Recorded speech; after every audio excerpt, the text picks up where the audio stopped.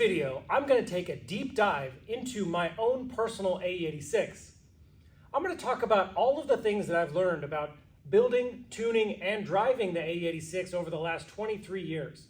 I'm going to cover every aspect of this car, from the exterior to the interior, to the engine, to the suspension, to the exhaust system. Anything that you can think of that has been modified on this vehicle, I'm going to show you what I've done and why I've done it the way that I have. I'm going to take off the wheels, I'm going to take off the bumpers, I'm going to really dissect this thing and show you guys every little detail that I can so that you guys can apply that to your cars as well.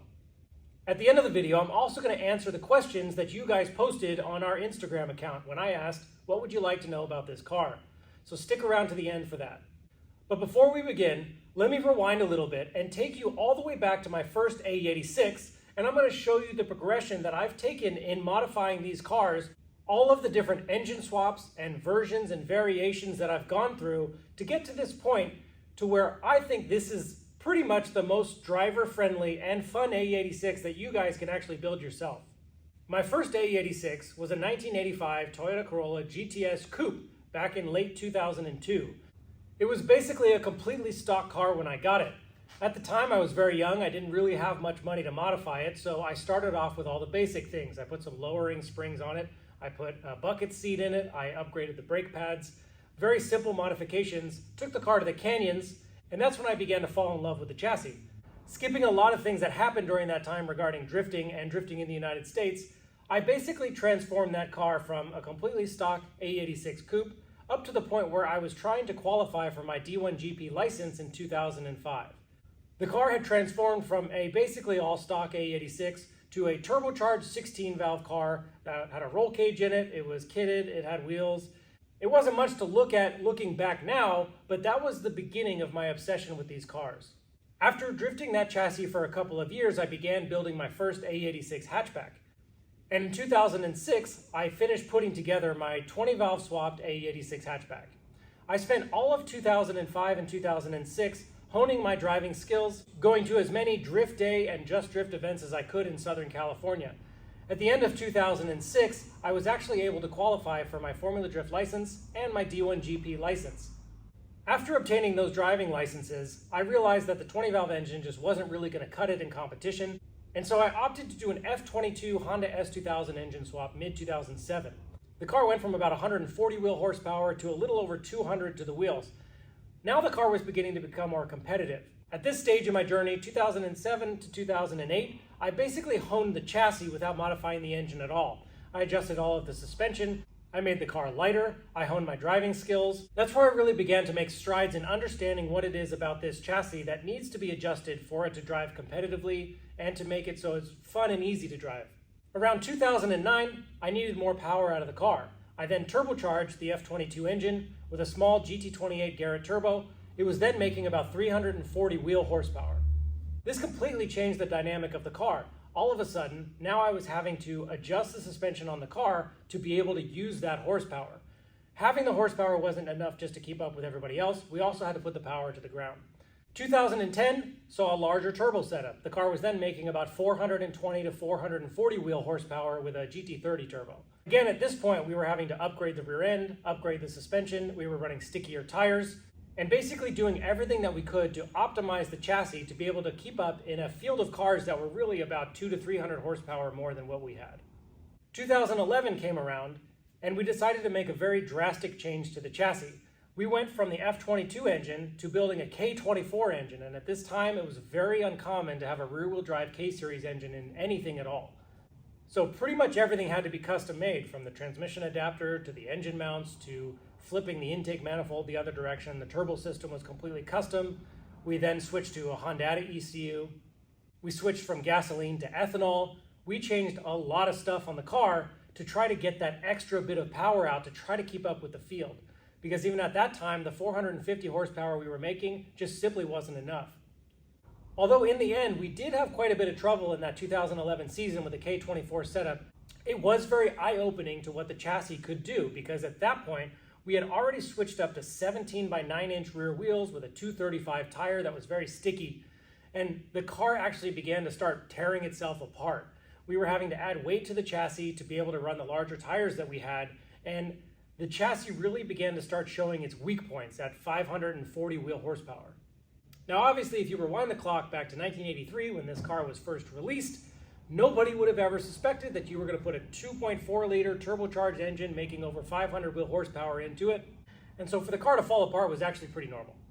After the 2011 season, I then took a large break from drifting. After a couple of years, I actually converted my A86 drift car into a drag racing car. The K-Series engine came out, a fully built F20C engine went back into it with a G-Force drag racing transmission, a heavy-duty Strange 9-inch rear end setup, and at that point the engine was capable of generating over 1,000 horsepower. While I never turned the chassis up over about 800, it was a great experience for me to understand what it takes to get this chassis to do the things that you want it to do. And a lot of those lessons that I learned even in drag racing are still being applied to the way that I tune the A86 today. So that brings me to this car specifically. I picked up this car in 2020 because at the time I needed a vehicle to be able to do more testing on for our JSP products. And over the next 5 years, even this chassis began to go through many different iterations to get to what it is today. So now that you have a basic understanding of my experience with these chassis, let's go ahead and dive in.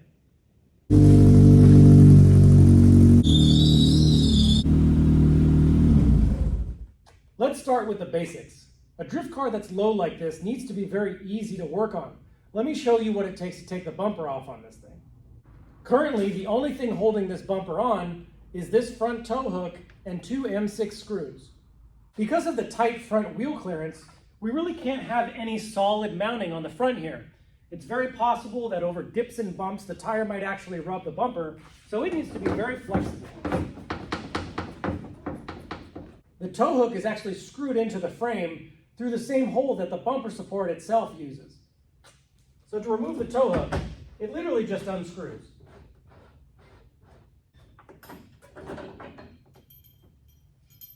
Then just the 2 M6 screws on the top of the bumper support.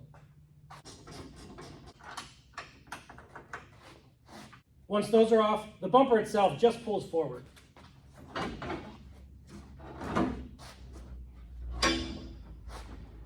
The bumper lights are disconnected, and that's it.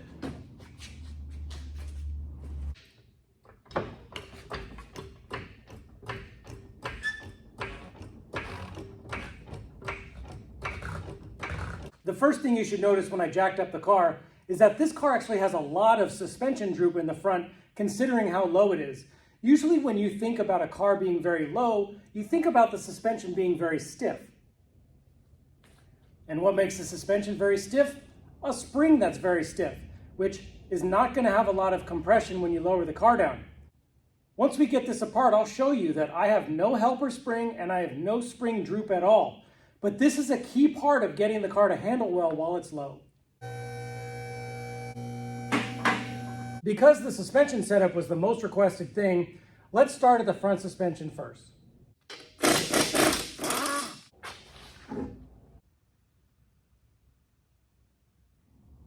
The brakes on an A86 are actually plenty for how much the car weighs, especially because you got to figure, as you build your car into a race car or drift car, you're actually going to be removing weight. On top of that, typically a car like this is going to have a lot of negative camber in the front, so having excessive braking force on the front is actually kind of a bad thing when you have a lot of camber, because then it becomes real easy to lock up the front wheels. This car still retains the factory brake rotors and brake calipers on the front and the back. The back has a slotted rotor, which I'll go into later, but the front is completely stock except for the Project Mu brake pads. The benefit of the Project Mu brake pad isn't necessarily things like it can withstand more heat, or it has more clamping force than the original brake pad. The reason it's important to upgrade your brake pads on a drift car is because typically you don't really get a chance to warm up your brakes at all. So, for example, when you're at a normal drift track, what you're going to do is pull up to a starting line, the flagger is going to say go, and you're going to be drifting. So there's pretty much no ability to warm up your braking system at all. So the benefit of these Project Mu brake pads is that they're designed to bite even when they're cold. That helps for the front, but as I'll show you, it especially helps for the rear. The coilovers that I've been using for the last 5 years are from Part Shop Max. It's a weld-on style coilover, so you are going to have to sacrifice your original shocks that come on your car. But the benefit of doing that is that you retain an OEM spindle. The problem that I've seen over the last 10 to 15 years, when you buy a coilover that has an aftermarket spindle on it, typically they're more prone to breaking. For whatever reason, the manufacturing of the OEM spindle has shown to be a much stronger part. While if your car is in some sort of an accident or you go off a curb or some sort of heavy load comes onto the wheel, the factory spindle will actually bend slightly, where those aftermarket spindles have a tendency to crack and break. Part Shop Max has two different versions of this coilover. I believe one's like a street spec and one's like a pro spec. The shock itself is actually the same. The difference is in the top hat, where the top hat allows you to rotate it so that you can adjust caster slightly. So I do have that pro set, but I have the top hat set in the original position, so it's basically the same as the street setup. The biggest difference between what I'm currently using and what they typically just offer off the shelf is that I've asked for a custom spring rate. I've actually had Part Shop Max go in and adjust the dampening on the front shocks and the rear shocks to make them softer than their original specification. One great thing about Part Shop Max being in the United States and having customer service that you can actually call and talk to is that they do offer these services for you. They will revalve shocks and change spring rates before they ship them to you. So if you are interested in a super soft, low-friendly setup like what I have, they can absolutely accommodate that for you.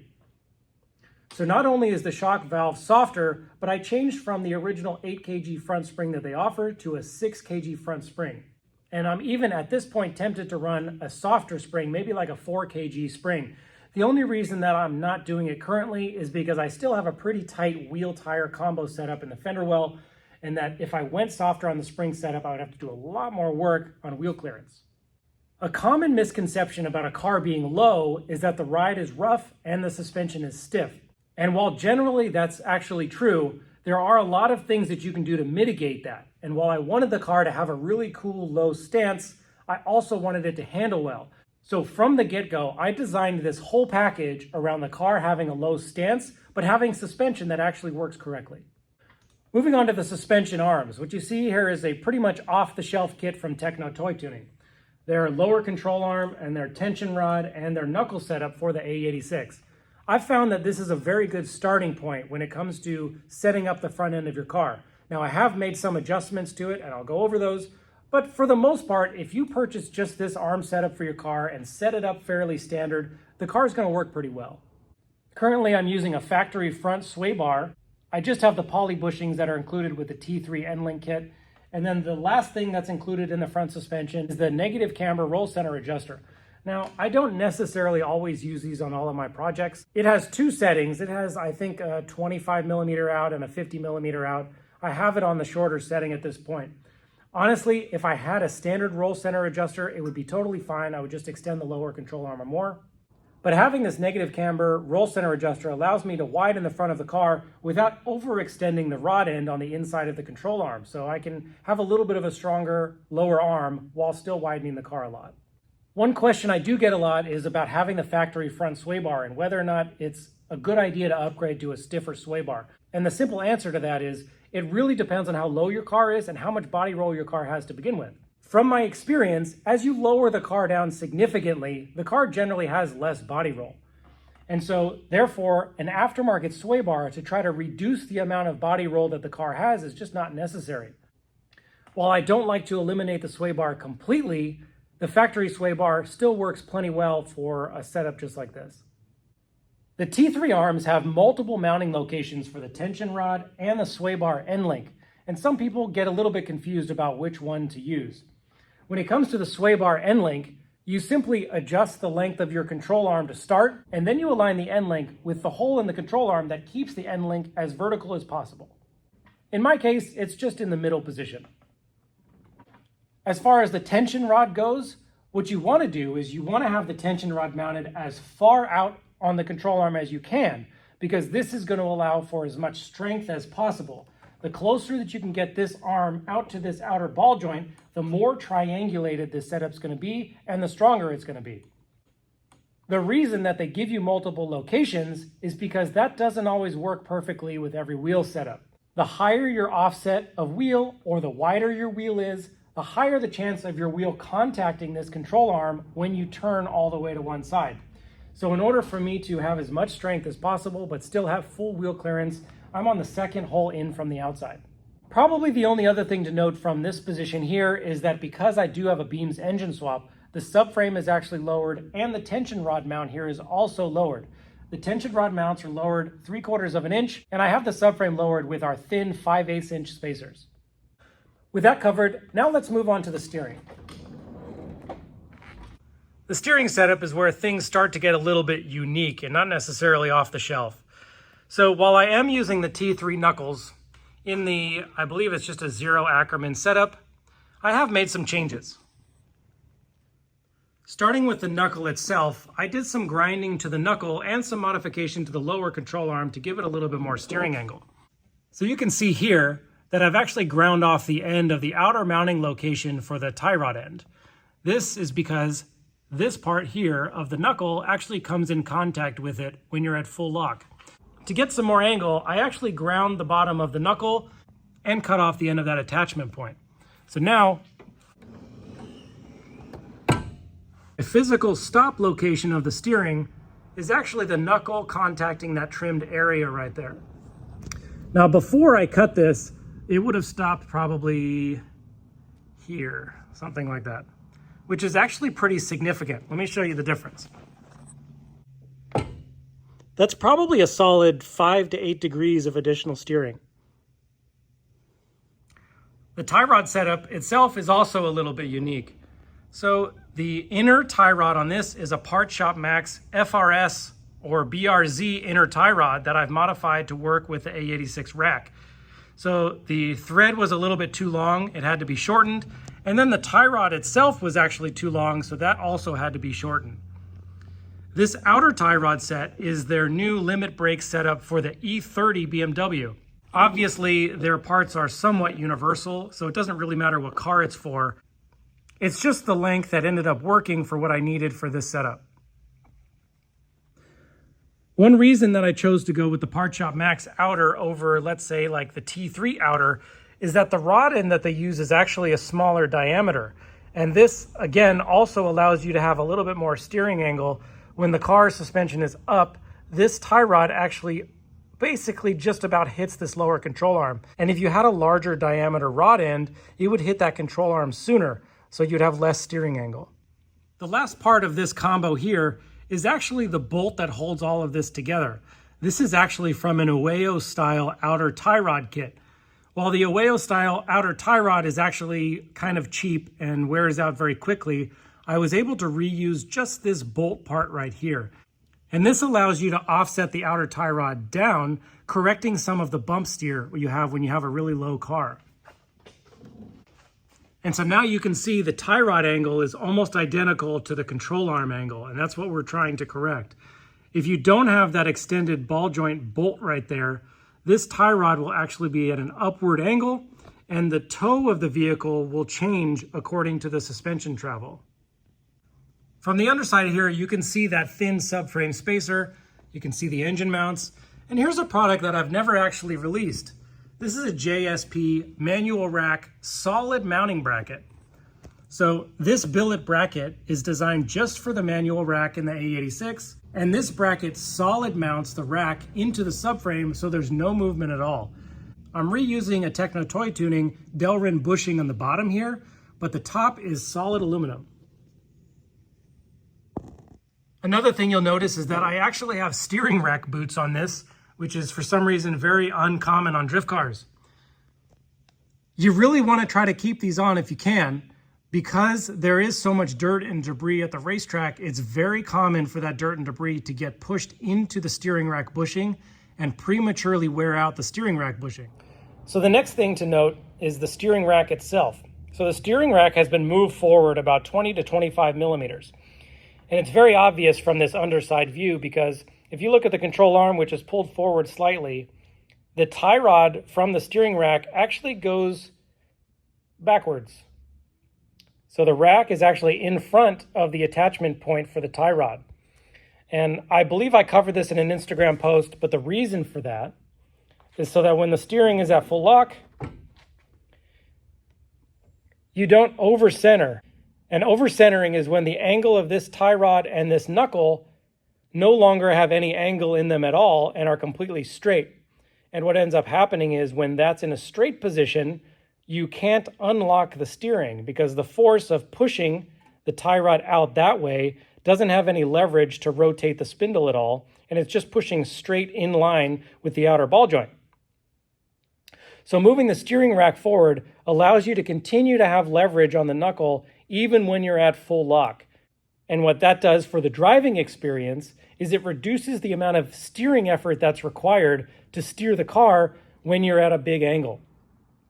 If you do not have a relocated steering rack, it becomes a fight to get the car out of its lock position and back turning the other direction. One last tip on the steering setup is to make sure that you keep up on your maintenance of your U-joint so it doesn't have any slop. And this here is actually a tensioning spring that holds the rack up against the pinion shaft. So if you feel like your steering has any play, it feels loose, there's sort of like a wiggle in it, the steering rack might be worn out, but you might be able to mitigate it by adjusting this tension here that tensions the rack against the pinion. So it's important to grease the manual rack really well and adjust this tension so that the rack moves very freely but doesn't have any binding at all. If you spend a little bit of time making sure that this rack flows really smoothly without any play, you'll really notice it while you're driving the car.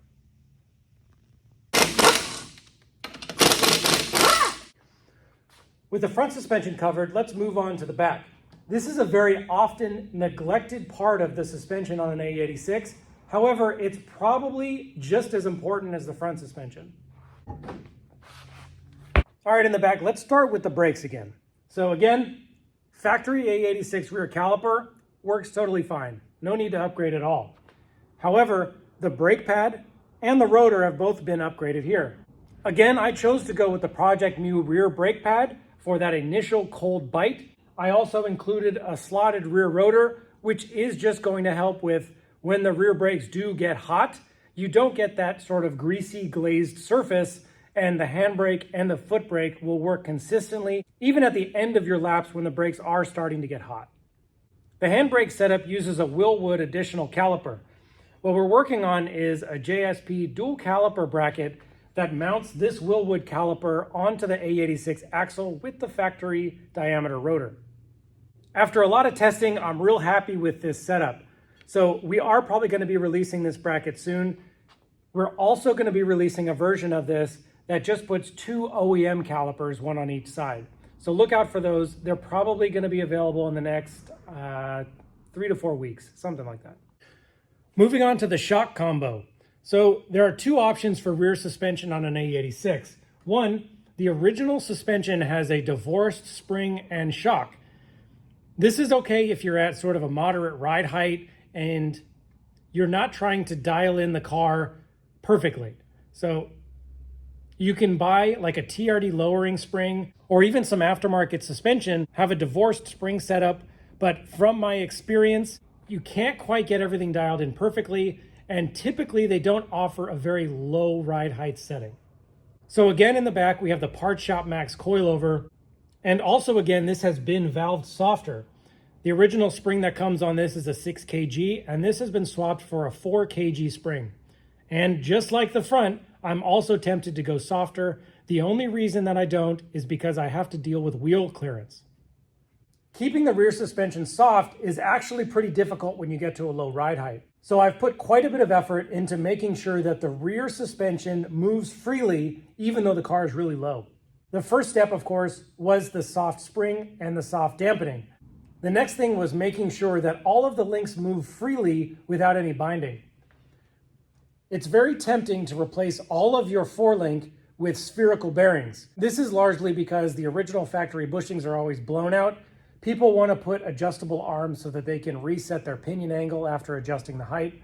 However, the thing that's not really talked about that much is that because those spherical bearings have no play at all, it's very possible that under simple articulation of the rear end, those links can bind up and cause actual resistance in the suspension movement.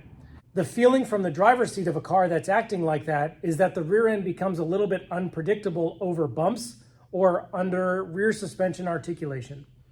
The solution that I've found to best eliminate that problem, but while also reducing the amount of movement in the bushings of the rear end, is to have a combination of the two, a combination of spherical bearings and a combination of poly bushings.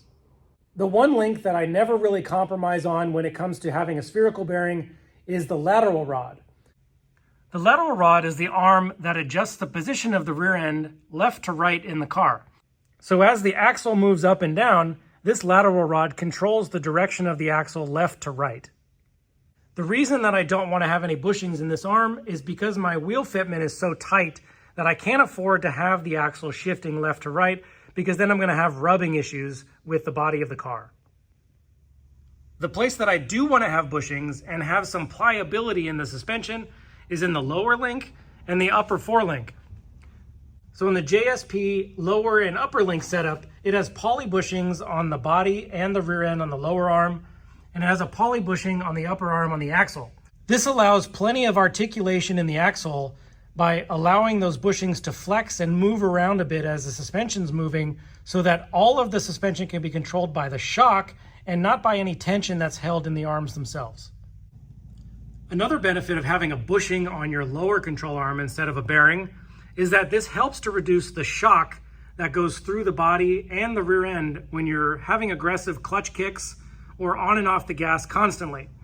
So if you think about how the suspension works, when the drive shaft spins, it causes the axle to rotate and the wheel spins, okay? When the wheel spins, it actually causes the axle housing to try to rotate this way. And that's what gives you the forward movement. So the wheel spinning this way causes the axle to go this way. And that's your forward push to move the car forward. So every time you clutch kick, this joint right here gets a bump forward. So if you have a bearing in either of these locations, that shock is going to be transmitted into the body and into the traction bracket or the axle housing very abruptly. If you keep bushings in this location, it'll dampen that shock a little bit. The reason you want to dampen the shock a little bit is so that you can protect your whole driveline. This adds as a dampener through the whole drivetrain back to the transmission. Another critical part about getting the rear suspension to work correctly when your car is low is a traction bracket setup like this. Now, the name traction bracket doesn't really explain what this does because it's not really adjusting the traction. What this is doing is kind of like what the steering tie rod outer link in the front did for the bump steer. This is correcting the geometry of this lower link where it attaches onto the body. Like I just said, this arm right here, this lower link, is what transmits all the energy of your tire spinning to pushing the car forward. So as your wheel spins, the axle housing rotates and pushes the car forward. That's how all of the energy is used to move your car forward. Now, the angle of this arm here drastically affects the amount of load on that shock and spring as you're accelerating. For example, if this arm is drastically pointed up, like let's say you had a rally spec Corolla and the angle of this at your standard ride height was pointed upward, okay? This link is gonna rotate and that energy is going to push upward. What that's gonna do is take weight off of that shock and spring, and the car is going to lift as you accelerate. Now, alternatively, let's say your car is super low and this link right here comes up at an angle like this. So when that axle housing rotates and that energy pushes downward to the chassis, that's going to project a load downward, which is going to add weight onto this spring and this shock. So as that energy is pushing down, it pulls the body down and adds compression to this shock and spring, and the car will squat. So how do those two different scenarios affect the way that the car drives and handles? Well, as you can imagine, if you're lifting the car under acceleration, you have less weight on that tire and less grip. If you have this angled down and you're accelerating with compression you're going to put more load on that tire and potentially more grip. And then, of course, the alternative is to try to get this as straight as possible at your ride height so that as you accelerate, all of the energy of the wheel spinning is actually just pushing the car forward and not adjusting the load on that shock, causing any compression or decompression of the suspension. So what have I found to personally work the best for me? Honestly, when the car is at its ride height, I like to have this lower control arm with a slight upward angle. This is obviously in a drooped state right now, but when the car is on the ground, this is still at a slight upward angle. What that gives me is, under acceleration, you're gonna have a natural rear weight shift, which is gonna cause the car to compress a little bit. So as the car compresses a little bit, this arm is gonna become straight, and all of the energy that's coming from your engine is gonna be used to push the car forward. None of that energy is gonna be wasted lifting the chassis or compressing the chassis.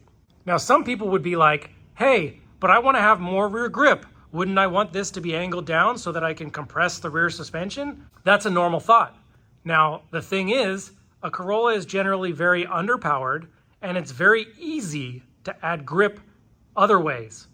So you want to optimize the amount of power that's used to move the car forward by correcting the angle of this lower arm, and gain traction by adjusting things like tire compound and tire pressure instead of relying on compressing the rear suspension and using the energy from the engine to do that.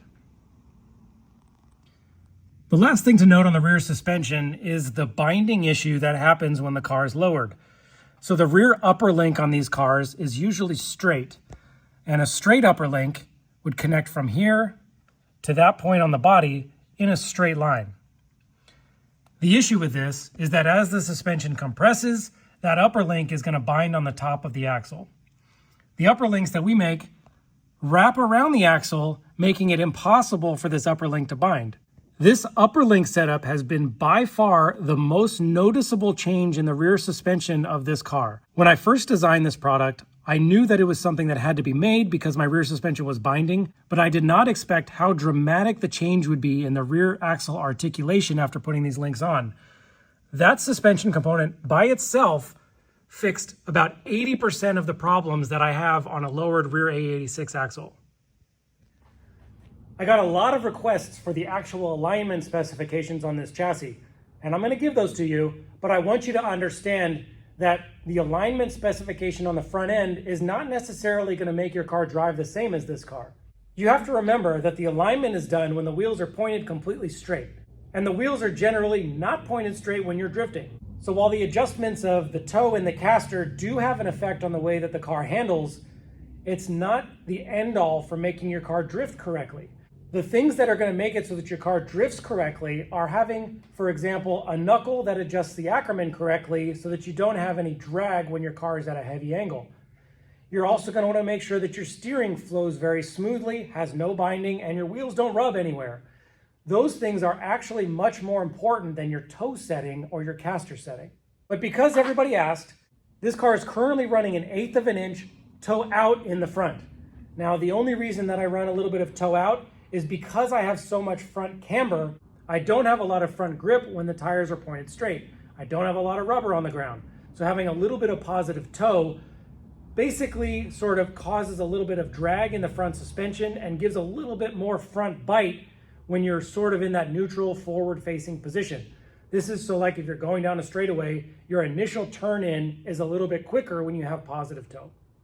I haven't had this car on an alignment rack, but I have aligned a lot of Corollas in the past. My best estimation for the caster setting is about 2 to 3 degrees of positive caster. So the alignment of the spindle is actually pulled forward a little bit from the center line of the control arm. The caster adjustment on this suspension is just going to control how easy it is to turn the wheel at any given point. When you pull the caster forward on this suspension, the car will have a tendency to return to its center line when you let go of the steering wheel. This is going to allow you to have faster transitions. The car will be snappier left to right. However, the downside to that is, as you get closer to full lock, it's going to require more effort in the steering. As you move the caster rearward, it's going to make it so that the steering is easier at full lock, but the car does not have as much centering automatically when you let go of the steering wheel. So let's say, for example, you're in a drift, you go to full lock. If your caster is towards the back, it's going to stay there. You're going to have to pull it out of that position to get it to go back to neutral. When the wheels move forward with a positive caster, you let go of the steering wheel at full lock, it's probably going to start to begin to go back to center again. So a lot of that's going to be adjusted based on personal preference. If you like a very light steering that's easy to control and you don't mind turning back and forth out of your lock position, pulling the caster back can help.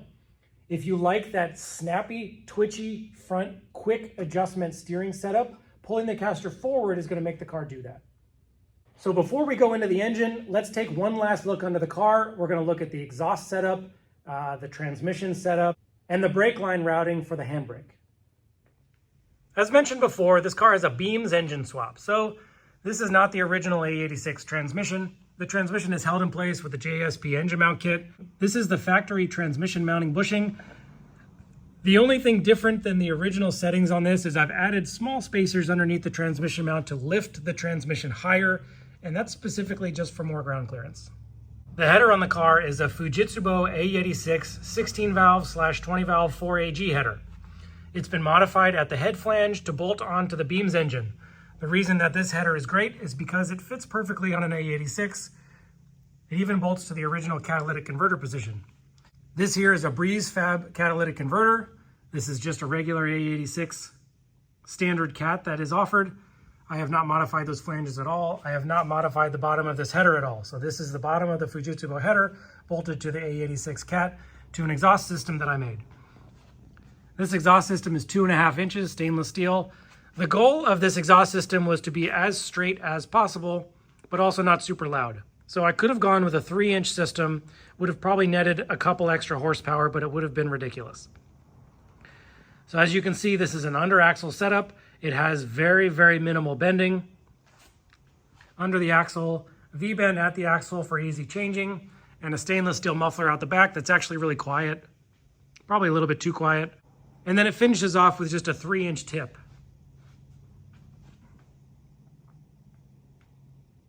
The rear hydro brake routing was a little bit tricky. This is a bulkhead fitting that is just to the right of your leg as a driver, right behind the handbrake assembly. So this bulkhead fitting comes out of the transmission tunnel, routes along the frame rail by the transmission mount, is switched to a hard line. The hard line attaches to the body, to the back here. I don't know if you can still follow it. There's the hard line. And you do want to run a hard line for as much as you can, because even though the stainless braided line does not flex very much as far as under compression, you are going to have a more firm feel the more hard line you have in the system. So the hard line ends here with just an adapter fitting to a braided line that runs up to the top of the axle housing to a T-fitting. This T-fitting splits the brake lines with soft -3 lines out to each brake caliper. Nothing fancy here. Everything's just sort of zip tied to the original brake lines. So the other hard line there is the original caliper brake line.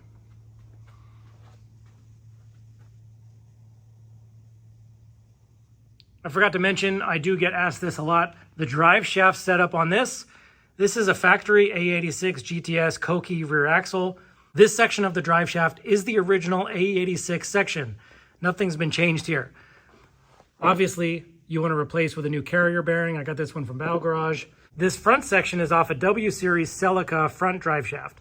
So the spline here between the Celica drive shaft and the A86 drive shaft is the same. So all of this bolts together just like normal. The drive shaft has been shortened 2 inches, and the front of the Celica drive shaft has the same yoke spline as the J160 Beams transmission. So this is all OEM components. The only thing that's been modified is this has been shortened 2 inches, and then the drive shaft was rebalanced. The engine is a G3, or second iteration of the Beams 3 SGE from an Altezza. It has the factory J160 transmission, which is also the late model version. The engine internally is completely stock. There's been nothing done inside the engine. Obviously, when you put the engine in the car, you want to put a new timing belt, new water pump, new idler pulley, all of that stuff's been done. So this thing's been resealed and put back together. It has the JSP ITB adapter for the AE111 throttles, so it has an individual throttle body setup. The JSP beams fuel rail. The upper and lower water necks have been replaced with the shorter JSP ones. Again, this is not a commercial for JSP, just sort of showing you what's on the car. The header, again, is the Fujitsu A86 4AG header. The head flange was swapped for a Beams cylinder head flange that I purchased from SQ Engineering. Modifying the header to fit onto this flange is a little bit of fabrication work. It's not just as simple as cutting the flange off and welding the new one on. The runners on the 4AG header are round. The runners on the Beams engine are ovaled. So these runners actually have to be swedged before they're welded so that they have an oval shape. The runner's actually a little bit smaller than the port on the Beams engine, so these have to be manipulated to fit the port correctly. The runners have to be pulled apart on the center a little bit to align. None of this is super dramatic, but it does require a somewhat skilled fabricator to get it to all fit correctly and then also align back in the car correctly so it can still clear the steering column like it's supposed to and fit around the floor itself. Things to note about the Beams engine.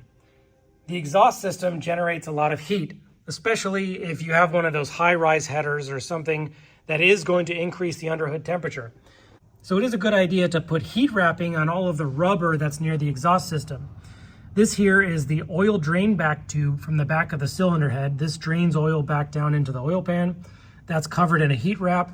This is the thermostat bypass hose that connects the upper neck to the lower neck, bypassing that thermostat. Again, this is also wrapped with heat shielding. This is all sort of a preventative maintenance so you don't have any issues at the track.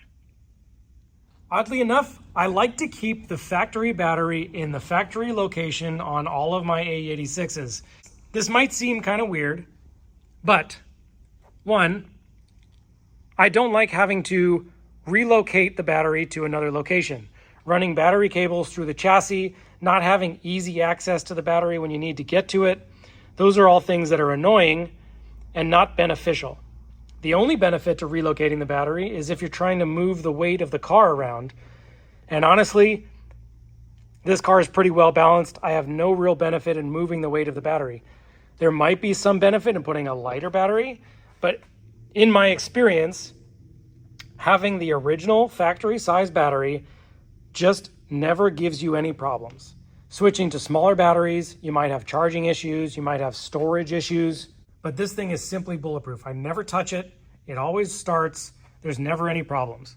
So if there's never any problems, it doesn't need to be addressed.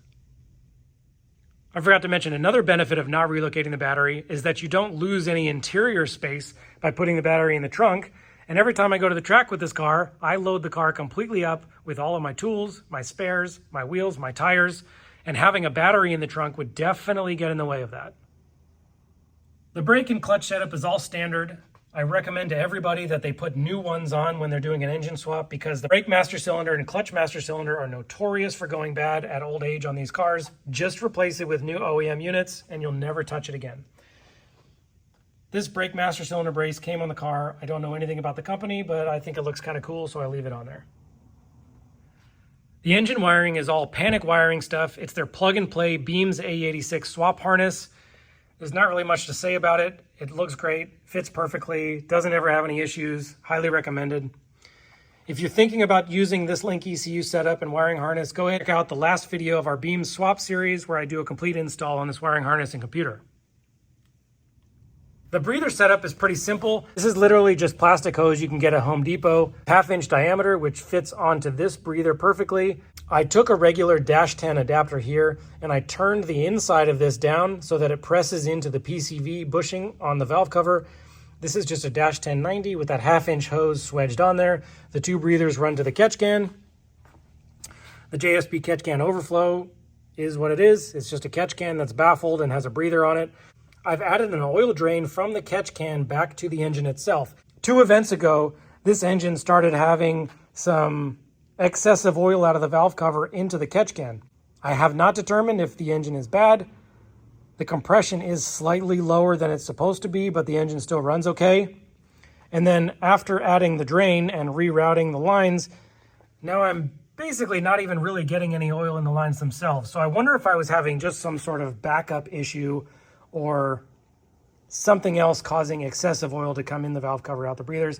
I don't know, but this setup after 86 day worked completely flawless. There were no oiling, no breather problems. Everything was perfect. If you watch the beam swap series at all, you're very familiar with this fuel setup. Factory A86 fuel filter, put a new one. Don't reuse the one that came on your crusty old car. Dash 6 hose to a TurboSmart fuel pressure regulator. From the TurboSmart fuel pressure regulator, it comes up into the back side of the JSP fuel rail, which is terminated at the end. So this is a returnless fuel system. The regulator has a fuel pressure gauge that's monitored by the link ECU as a safety precaution. If the fuel pressure ever drops, the ECU goes into a limp mode and the car doesn't lean out. Under the throttle bodies, I have an SQ Engineering down pull kit. This relocates the throttle linkage from the top of the throttle bodies to the bottom of the throttle bodies. This really tidies up the engine bay. It's actually a pretty well-built piece. I do recommend it if you're doing this swap. Underneath, the JSP vacuum block with the panic idle valve. Let me see if I can get in here. You get the idea. These are all the vacuum hoses that come off the throttle bodies. They connect with that vacuum block that has a neutralized vacuum that goes and controls the brake booster, so still has power brakes, and another vacuum line runs inside the car to the link ECU. The engine mounts are also JSP. The alternator's factory. I've taken the factory alternator bracket and I've shaved it down quite a bit just to remove some weight and clean up the way that it looks because the original bracket is ugly and large. The radiator is the Koyo Beams Swap A86 radiator. The biggest difference is it moves both of the radiator hoses to the right side. The normal Koyo A86 radiator has the hoses on the left side because that's the side that they are on the 16 valve engine. Nothing has been modified on this radiator, it's just as it comes. These are the hoses that are mentioned in the beam swap video series. I have a very simple electric fan on here that I'm probably going to need to upgrade. The link ECU has its own relay that's controlling the fan itself, that's wired directly into the positive terminal with a fuse. The only thing else that's notable under the hood of this thing is obviously the engine bay has been repainted, cleaned up. I have hood risers, which some people say helps to mitigate heat under the hood. I just think it makes the car look cooler. Overall, this is just a very simple setup. There's nothing that's overdone. There's nothing in here that's not needed. It's very reliable. It's very easy to work on, which is a big plus. But that's about it for the engine. Because I didn't cover it when I took the bumper off, this is how the bumper is supported. This is just a custom mounting bracket that's machined with a solid aluminum rod that runs across. Some machined bosses that are welded on. This is where those two M6 screws attach on the bumper. This is just a very lightweight way of holding the bumper up and makes it easy to remove. On the back side of the bumper, the top of the bumper here and the bottom of the bumper here had to be braced together because this bumper was not strong enough to hold itself up by this one location.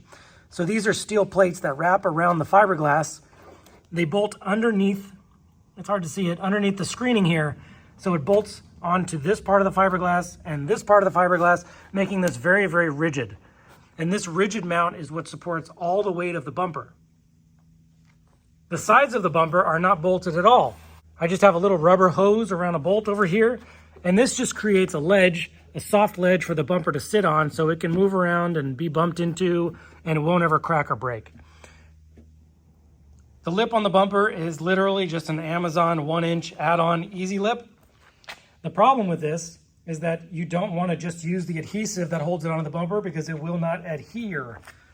So instead, I made little steel plates that bolt the lip onto the bumper so that it cannot come off.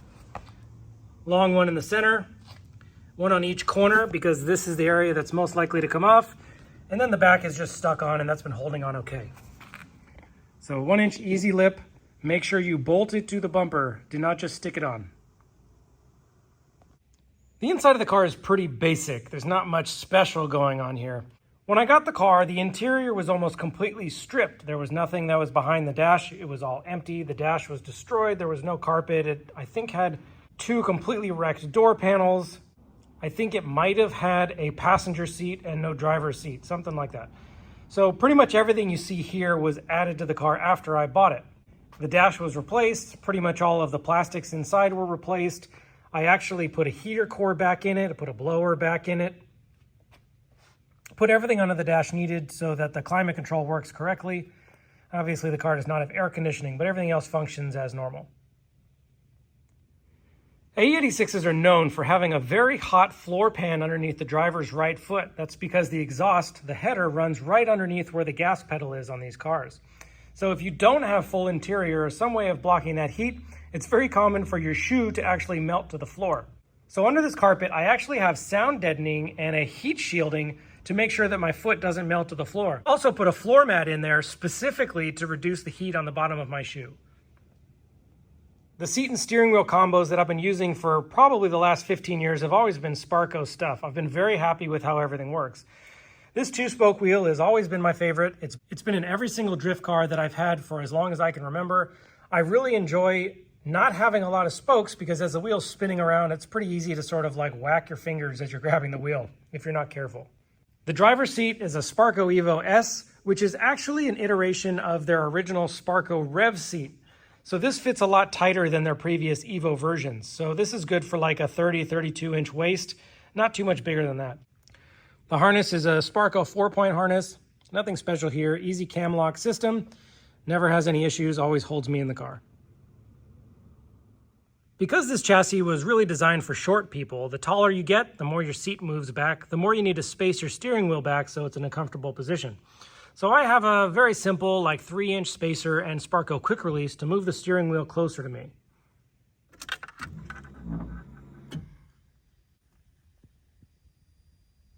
In the driver's seat, I just have a couple of gauges on the dash. The left here is an oil temperature, which is a very important gauge. The middle is the air-fuel ratio, and the right side is oil pressure, so I can always be monitoring. When I did the swap, I did actually connect all of the factory gauges. So the oil pressure, water temperature, tachometer, speedometer, gas gauge, turn signals, all of that stuff still works as normal. The panic display gives me all the stuff that those gauges don't get. It actually has a GPS speedometer, so I have an accurate speed. It shows me coolant temperature and an actual number, air temperature, and overall just covers all the bases that those other 3 analog gauges don't give me. The pedal setup is totally standard, nothing special going on here. The spacing on the A86 pedals is actually really good, so there's not really much that has to be done down here when it comes to getting things in the right place for your feet. If you haven't watched my driver's seat position video, you should probably go check that out because the way that everything is set up here is just how I explained in that video. So the seat position, the steering wheel position, the shift knob, the shifter position, and the handbrake position are all set up in accordance the way that I explained it in that video.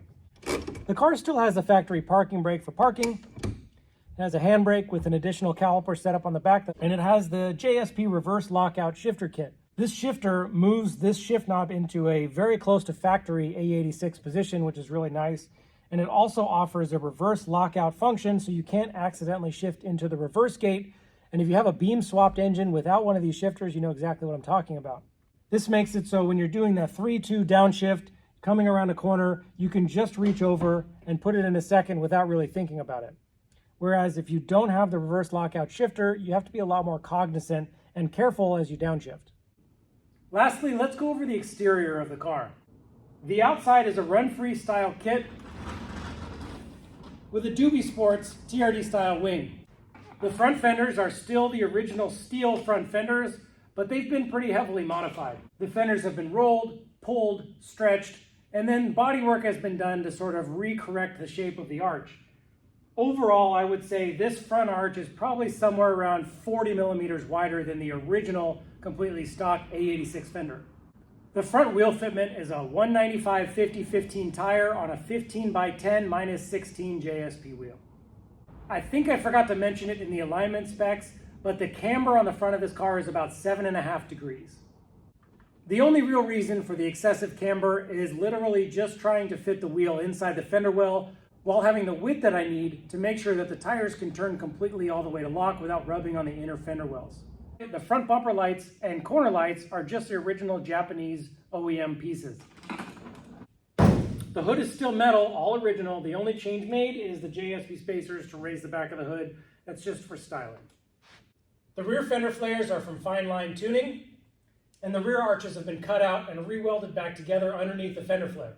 The rear wheel size is the same as the front, just a 195/50/15 tire on a 15x10 minus 16. The only difference is the rear has a 20mm Part Shop Max spacer in there to fill out that fender flare. The reason that I didn't make the rear wheels wider or a lower offset to fill that fender flare is because I wanted to make sure that I had the same size wheel in the front and back so they were interchangeable. The back bumper is also a run-free style bumper, but it's been trimmed heavily to look a little bit different. I pretty much cut the whole back of the bumper off underneath the original shape of the OEM bumper, and I just left these sort of little spats on the side. I'm not a huge fan of the droopy rear bumper look on Corollas. I actually like the OEM rear bumper, but with the big side skirts, an OEM rear bumper didn't quite fit right without leaving something here on the side to sort of match it. The taillights are OEM Redline Japanese taillights. As mentioned, it's a Doobie Sports TRD style wing. This actually fits very, very well. It's the best replica wing that I've ever put on an A86. Highly recommended if you can get your hands on one. So first of all, if you made it this far in the video, thank you for sticking around. I know there was a lot of things covered. The last thing I'm going to go over are some of the questions that you guys asked on our Instagram and Facebook pages. Obviously, the most common question that was asked was pretty much around alignment specifications, suspension setup, braking. Those things I think pretty much were covered in the earlier parts of this video. The other common questions that were asked were comparing the Beams engine swap to other engines, specifically the S2000 engine and the original 4AG engine. This is the first Beams swap car that I've driven or owned, so it's my only experience with Beams engines, but so far it's been pretty positive. Let's start by comparing it with the Honda S2000 engine swap. In stock form, the Beams engine cannot deliver what the Honda S2000 engine and transmission combo does. Strictly from straight line performance and in-drift power, the S2000 engine has significantly more power. The Beams engine delivers 210 flywheel horsepower, while the Honda S2000 engine delivers 240 flywheel horsepower. One thing that I noticed while driving the two different engine swaps as well is that the power band is way different. For instance, with the factory ECU, the Beams engine hits its rev limit somewhere around 7,500 RPM, but the power of that engine actually falls off before 7,000 RPM. So the power band of the engine really is only about 4,500 to about 7,000 RPM. So in this case, it's not necessarily just about peak horsepower numbers. The Honda S2000 engine generates power from its VTEC changeover at about 5,500 all the way to 9,000 RPM. So while the Beams engine has about 2,000 RPM of good usable power, the S2000 engine has about 3,500 to 4,000 RPM of very significant usable power. So it's not just the peak horsepower numbers that make the difference here, but it's the broader power band. And obviously that sounds a little bit odd, because when you think of a Honda engine, you think of it being very peaky. When you think of a Toyota engine, you think about it having more torque, more mid-range power. But the problem with that thinking is that while you're drifting, you're typically only in the higher RPM range. So having more low RPM torque of a Beams engine, let's say 3,500 to 5,500 RPM, does not really make a difference when you're drifting. Alternatively, there are some benefits of the Beams engine over the S2000 engine. One, I do prefer the Beams transmission over the S2000 transmission. While the gearing on the S2000 transmission is very close together and on paper looks really great, the shift feel does not work well for drifting.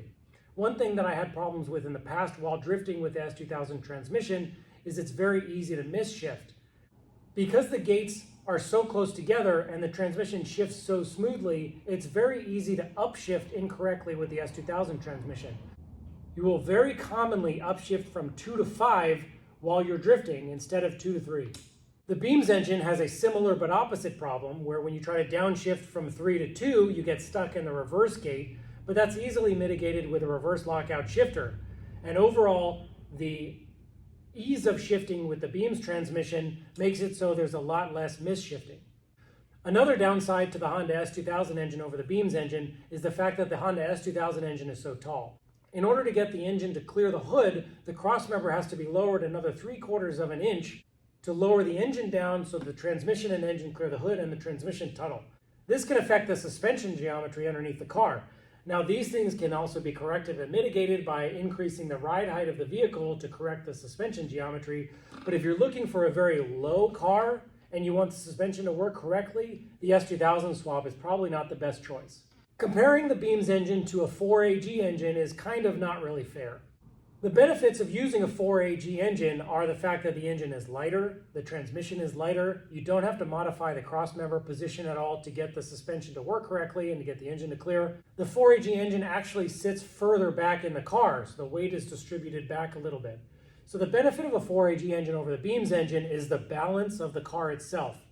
Overall, the car will probably end up being about 80 pounds lighter with the 4AG engine.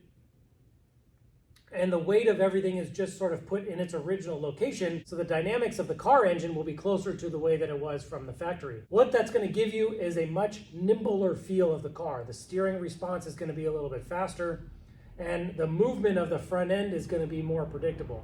When you add a heavier engine to the car, even though it has more power, what you end up doing is sort of neutralizing the way that the car turns in, brakes into a corner, and accelerates out of a corner. Adding weight to the front is going to make it so that the steering's a little bit heavier. It's not going to be as light and nimble as the 4AG engine. However, from my experience, the benefits of using a more powerful engine, a stronger transmission, can outweigh the downsides of going to the heavier engine. As I've shown you, you can modify the suspension in lots of different ways that adjust the way that the car handles. So there are ways of adjusting the suspension with the spring rates, the knuckles, the control arms. Those things can make it so that the car still is very fun and exciting to drive, even though you do have a heavier engine. If you want to stay pure to the car, the 4AG is great. It can be built up to make decent horsepower. It can be a lot of fun, and it sounds really cool. But bang for buck, the Beams engine is going to give you much more fun and much more power at a lower price tag. So I think I'm going to wrap the video up here. If there's anything that I missed, feel free to put it in the comments. I can most likely include it in some sort of a future video. If there is anything that you did like about the car that was unexpected, also put that in the comments too, because I can emphasize or dive deeper on those specific areas in other videos as well. Thanks for watching, and I'll see you guys next time.